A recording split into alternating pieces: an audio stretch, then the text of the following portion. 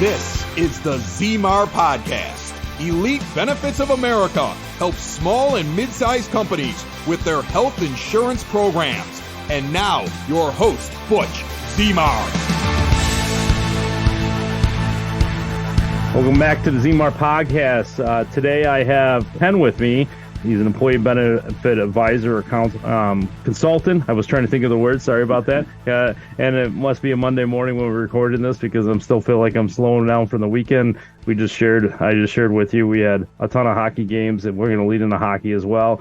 Hey, Ken, welcome to the show. Can you introduce yourself to our audience? Hi, good morning. Thanks for having me on. My name is Ken Wosczyna. I'm a employee benefit advisor. We're headquartered here in Stamford, Connecticut. I work for Relation Insurance Services. We're part of the, the insurance world of acquisition. We used to be the Stamford Insurance Group up and down the East Coast as SIG. And about a year and a half ago, Relation Insurance has acquired us so that we can compete in the large market. So now we are just, not just a local firm. We are a national firm with about 1,500 employees. And that's a pretty good size when you talk about insurance agencies out there. So there's a lot of tools and resources. You mentioned large employers. Let's dive into a little bit about like some of the problems that some of these employers are facing. Obviously, we have high-rise cost of health insurance, very high utilization. Most employers out there don't have access to data. What are you seeing? Because you're taking these clients through a process to help simplify all this stuff. So, I mean, that question, there's not one direct answer for that. And I really would segment it into the market space. That's really how I approach it, where really, what are we talking about? Meaning, how large is the group? How many employees? That's probably the first indicator. How many are insured? But the number one thing is why is the employer offering healthcare? And I like to think that the number one answer is, and this may sound repetitive, but it's to attract and retain employees. And when you tie in that in the fully insured market, average medical premiums, health insurance premiums have increased 68% over the last 11 years. So you look at an employer and you say, well, what are the things that are of concern?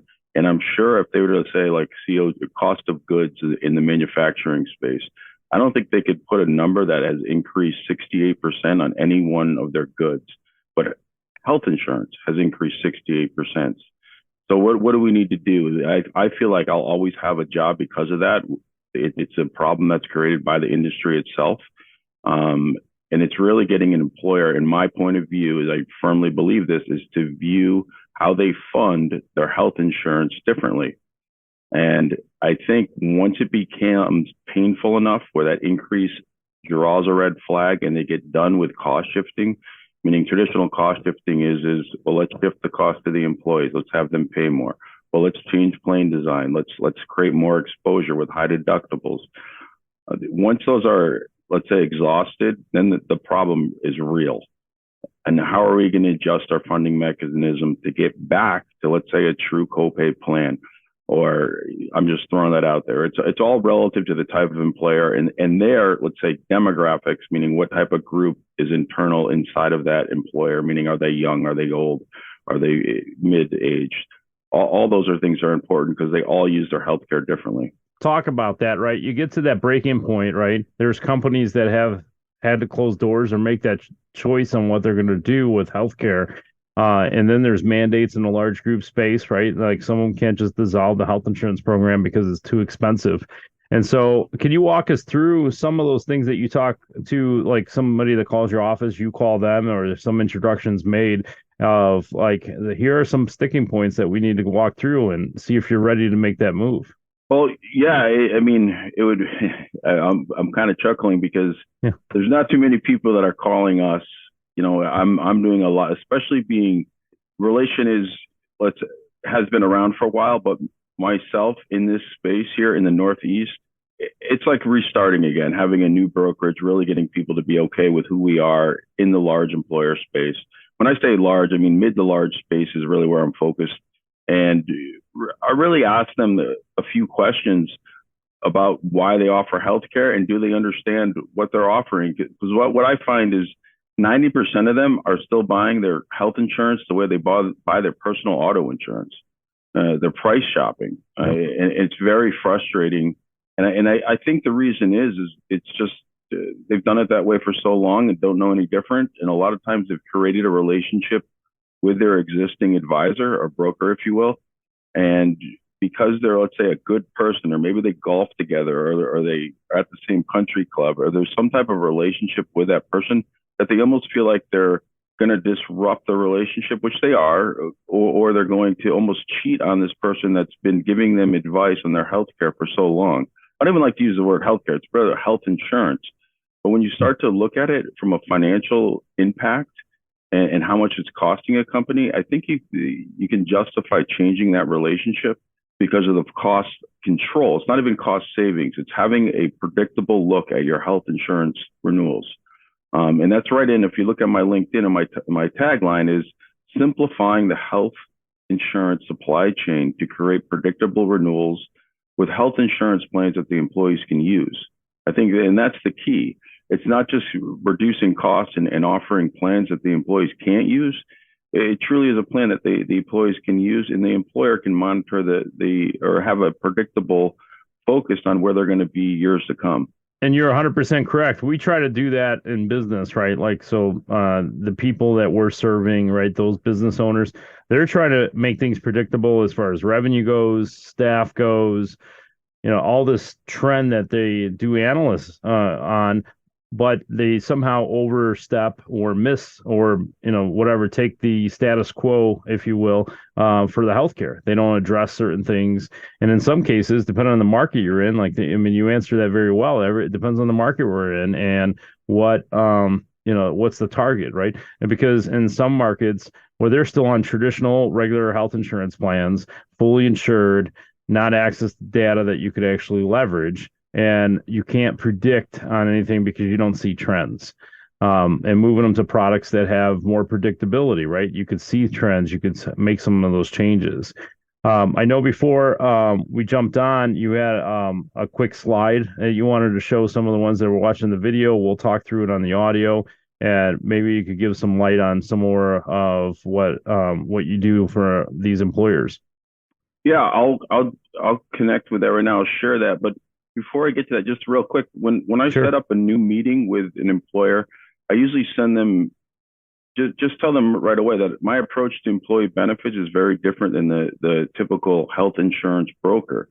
Because 90% of them in the, let's say, mid-market, and I define mid-market as 25 to 300 employees, they're still doing things the way they've done it for the last 20 years. And I asked them a few questions, and these are my top four. That how are you currently forecasting your health insurance renewals? Mm-hmm. What is your individual premium per employee per year? And I'd be shocked. A lot of them don't know. So they're not really sure what they're paying per employee per year.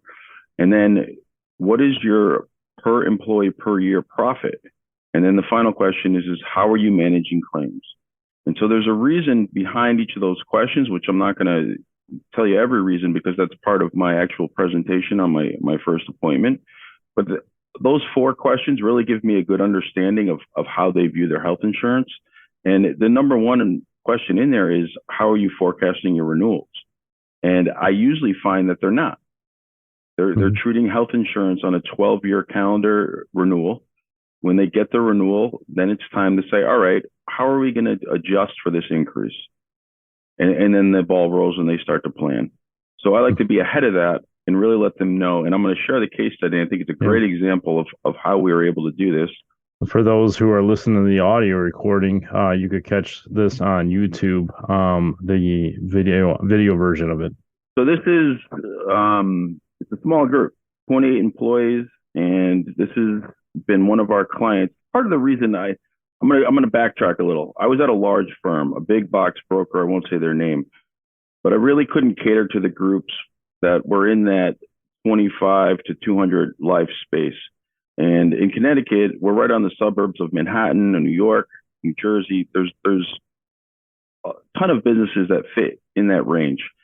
So in this group, this is a smaller size group. and there's 28 employees here. It's an old Connecticut manufacturing company. And what I did here is I basically trended out from 2019.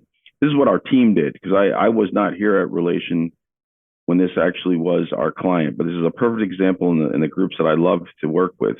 This goes back to 2019, and the purple graphs show if they stayed fully insured, where they would be in 2023, and the blue graphs are alternative funding, where we have partially self-insured, self-funded, reference-based pricing, and it walks its way through for a total savings of almost $250,000, so $235,000 of savings. So I'm just going to define what I have here on the fully insured graph. I'm using 6.18%.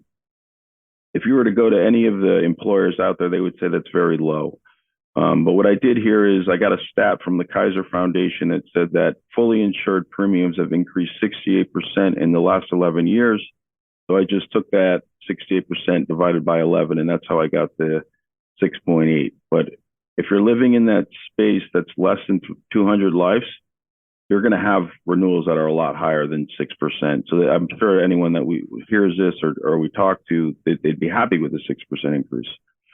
With that being said, that's the number I used. Each year I've added 6% in the fully insured purple graph.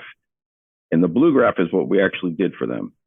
So the first year we moved them to a partially self-funded group, which is lack of non-technical term, level funded plan, and they had a 6% decrease in their premium. The next year we moved them into a fully self-insured plan, and they had a almost 11% decrease. And the best thing about making that move from the fully insured to level funded, and what I really love is self-funded, is that we were able to manage their claims. We were able to see the utilization, unlike being fully insured, where we had no clue of what was going on underneath the hood. So when the insurance carrier would come with a renewal, if we asked why, the only answer they had was because that's trend. We didn't know how the group was running. We didn't know if there were large claims, small claims. We weren't allowed access to that data. So as soon as we change funding mechanisms, we can see data. If we can manage claims, we can manage cost, and we can reduce overall premium. So if I'm going to go back to the graph. In 2021, we were still self-funded, and it was a level renewal. So what that means is the company flat out made money. Instead of paying to manage their claims, they retained that premium. And we made a big jump in 2022.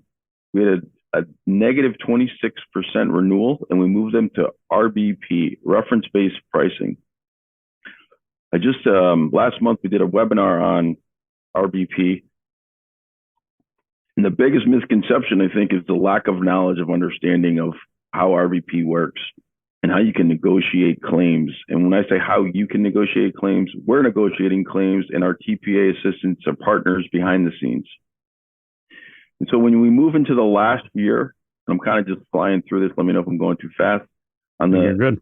The last year, which was this year, I can't think of one employer that was happy when I've ever introduced a 14% increase. This was a great experience for me and for them, because we knew this was coming, because we saw our claims. We had one large claim out of the 28 employees, so we were expecting an increase, but we increased our total cost, 14% increase. But if you look at the comparison to where they were on fully insured, we still saved $235,000 of premium with a 14% increase. So a group like this is a great case study, because it's a small group and it really fits with a lot of the manufacturers here in Connecticut. And again, this was a great case study. Obviously, I'm using a great. Does it always run this way? No. It's all relative to the claims utilization and how we're managing the claims. But what I like the best, though, is that there's no shock. We know where we're going to be at the end of the year. In the worst case scenario, we could always go back to fully insured and we'd still be ahead of the game. So I wanted to share that. Do you have any questions on that, Butch? Or No, I think this is great. And the ones that listen to the audio, we'll make this available on YouTube as well, so you can view it there. But one thing I do want to point out, because yeah, you had talked about trends, right? So this graph is actually spelling out. So it's a bar graph going from 2019 to 2023, and each year there's one bar that's the fully insured, and then the strategy used is the second bar, and you're looking at a graph on the fully insured. It just continuously just keeps going up, and on a I wouldn't call it linear, but it's just kind of going up it's almost like whether you use it or not, it still has a trend, and it's going to go in that direction no matter what. And then obviously you've built these strategies in. But one thing I wanted to point out, is that in 2023, even though you kind of said this, but I just want to, I guess, restate it because it's important for those who are listening to this. Even though you had a 14% increase, you're still lower than when you started in 2019. And yes, not all cases are like this, but obviously it goes back to what your tagline is on LinkedIn. And those who are listening to this, definitely reach out to Ken on LinkedIn. But you could now take renewals and make them predictable, right? Whether they're going to be higher claims, lower claims, and then that'll adjust for the actual renewal. And you could predict things from a business standpoint, where you need to be revenue wise or employee base wise to get to that point where you guys are headed. And a lot of times too, I tie this back into, each year you're having savings. You as the employer, where can you direct that money? There's so many different ways, especially, obviously this is manufacturing. There's many manufacturers here in Connecticut, but they're always looking at overall cost or managing budget, and it can be directed in so many different ways. It truly is a great case study. But yeah, thank you for letting me share that. I think it really drills home. And a lot of what you do for the middle market, the middle and large market, where you're talking about a case study here of 28 employees. And let's say if you did 10 times that, right? So now you have a 280 life group, and the savings that's there for this kind of strategy, and you probably have more levers to pull to help strategize a little bit more for predictability on those larger groups. 100%. If you own a business, Elite Benefits of America wants to remind you that health insurance open enrollments are either happening now or coming very quickly. And this is the time to review and implement a healthcare plan to make or keep you as the employer of choice. Deadlines for open enrollment range between November 1st and January 1st. Get ahead of the curve. The Small Business Special Enrollment Period, part of the Affordable Care Act, now allows employers with 49 employees and under to offer health benefits without contributing a dime to the employee plan. Help your employees save money on taxes with health insurance they're already paying for with their hard-earned dollars. Butch Zemar from Elite Benefits of America wants you to reach out to him today. Visit elitebenefits.net or call 708-535-3006. One thing I wanted to bring up, because I thought you were going to bring it up with your introduction. You got this big hockey career behind you now, but you've played a lot of hockey, right, in your day, and I think that's fantastic. So one of the questions I wanted to ask you is, because you played a high level of hockey, there's a lot of competition, right? There's a lot of things going on, a lot of skill work that goes. How has that made you a better benefits advisor to this day? Because there's a lot of translation. I see it with my boys. I did not play the game. I play now in what they call a beer league, and it's a lot of fun. But what are some ideas that you can share that has made you like a better benefit advisor as a result of your past? Well, we got to be careful how we talk about hockey, because I could fill a lot of space here. Yes, and, right. But it's sports in general, I think, are very important for, number one, kids, and the fact that I'm still playing today. I played this morning. I play usually every Monday from 7 to 8 in the morning, and it's just hockey to me. On the physical aspect alone has been unbelievable, but the team, I've taken more away from being part of teams than I think any class in school or anywhere. It's about having the mindset of, you don't always win, And you have to have that mindset of being persistent and realizing that there are going to be ups and downs through business and life. But realizing becoming consistent, I think, has probably been the thing that I've taken away from sports. And hockey, yeah, it's been a big part of my life, but sports in general, of just saying, hey, it doesn't happen overnight with anything. And you put the time into it and you do the same thing each day, realizing that you're going to get different results each day, but knowing that each day you're going to get a little better, and improve on that. Now, transitioning into hockey and what it's become now, I am part of Hockey Players in Business. I'm actually the chapter president here for Connecticut. And to be able to network with other like-minded people that have played hockey, there's always been an instant bond. And I always noticed that way back when I was starting my insurance career 20-something years ago, going to Chamber of Commerce events, trying to get out there. I come across somebody that played hockey at one point in their life, or were just a big fan, and it always was an instant bond, easy to talk to. And when I saw Hockey Players in Business on LinkedIn, I said, what is this all about? I mean, this would be great to start from the bond and then talk about business after. So kind of jumped right in. But or start off with business and end up talking about hockey. I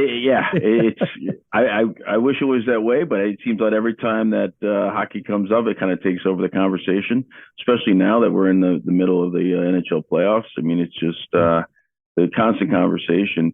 But I took the Hockey Players in Business to another level and went back to I went to St. Michael's College up in Vermont. And I called up their coach and I said to them, hey, you're playing here in Connecticut. I'd like to come in and address the team and just talk to them about using your business, using your hockey network after college. And the coach came back to me and said, instead of talking to the whole team, how about you talk to the seniors? And walking into that locker room to talk to eight seniors, I think there were, or there might have been a little more. I kind of had a second thought, or do I really want to do this? Because I immediately wanted to tell them all the fun things that happened in college and with our hockey team. And I had to, do a check myself basically and say, hey. But what happened was I told them I didn't have all the answers, but what I did have was the experience to let you know that your hockey network and your relationships will forever be there. And what those kids have that, let's say, we didn't, was they have an instant network walking around with them on their phone, and the ability to pull up someone on LinkedIn and find out that they went to your college or that they played hockey somewhere, and you want to ask them a question. I guarantee that they will give them at least a half an hour of their time to ask them.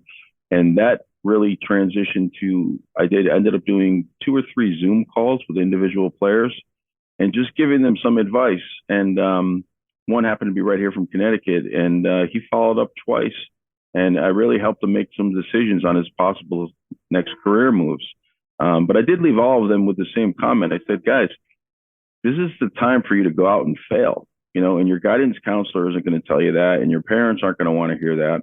I said, but you know what? I said, I look back at my career and where did I learn the most? Were the times that I got my butt kicked, that I failed, and realizing that was part of the learning curve. And I told all of them, I said, you want to pick a job that makes you nervous or that you feel uncomfortable. This is the time where you want to feel uncomfortable. You can always take the safe route later in life or at any time maybe. But I truly feel that all the accomplishments that I've had or overcome or when I've succeeded is because I've pushed myself to be uncomfortable. And even doing this is my first podcast. If, to go back years, I would run from the camera or run from being the focus. But I've actually adapted to, even with social media, it was hard. I go back 5-6 years ago to put my first post on LinkedIn. And all those little, let's say, apprehensions or old feelings of, am I saying what somebody else said? Am I repeating myself? Does it sound corny? Went through my head, and I still use the ratio of 2 to 1, meaning we have 2 ears, 1 mouth. Listen before you speak. And you can't do that if you're going to post on LinkedIn. You got to be the one speaking first. So it's a little different. But it's a learning. I look back and I kind of laugh at my old post, and I'm like, man, I really missed the ball, and then or missed the point, and then sometimes, I'm like, you know what, I got to say the same thing over and over again for the point to actually be heard. So again, I know I transitioned from hockey players in business to college to LinkedIn, but it's all relevant stuff to me. Yeah, well, you bring up a lot of good points, and just kind of tie it back together as we start to wrap up here, is that a lot of things you had said just in the last couple minutes or so. Obviously there's hard times, right? We learn from them and we move on. When we talk about business and when we talk about employee benefit programs, there's hard times, which is increasing costs, right? It's about trying to work through those, right? And bringing those expertise to the table and learn from them. But that's where you come in, right? You bring all the life experiences that you've done, and likewise, I'm in the Midwest, and so we bring those to the employer so they can save time, right? They don't have to go through that huge learning cycle, right? But you have to start making a move to start getting ahead of the trend. And if you do nothing, you're not going to take action on it. Obviously, there's going to be issues with that if you just keep doing the same status quo, right? Just paying higher premiums. But this is definitely great stuff, and you shared a lot of content. I know you've been doing some webinars. I don't know if you have any webinars scheduled, but if you do, you could share some of that. Otherwise, give your contact information so that people can reach out to you directly if anything's needed from you. I thank you. I have a monthly webinar series. Our last month's webinar was on RBP, reference-based pricing. It was my most highly attended to date. We had 63 attendees, and it was an eye-opener. The biggest, I have some of the comments here memorized, but I received great feedback. I'm just going to read a few real quick. I said, I didn't realize that my health insurance company overpays 3 to 6 times a fair rate of reimbursement for healthcare my employees use. That was an eye opener. We got stuck on that during the webinar for a few minutes, and we just really dug deep on it. Getting access to my data and creating transparency allows me to have predictable renewals. Managing claims, lowering the cost of claims allows us to lower the cost of our health insurance. Those were the top 3. Our next webinar coming up is on pharmacy spend, and I have multiple employers already signed up for that.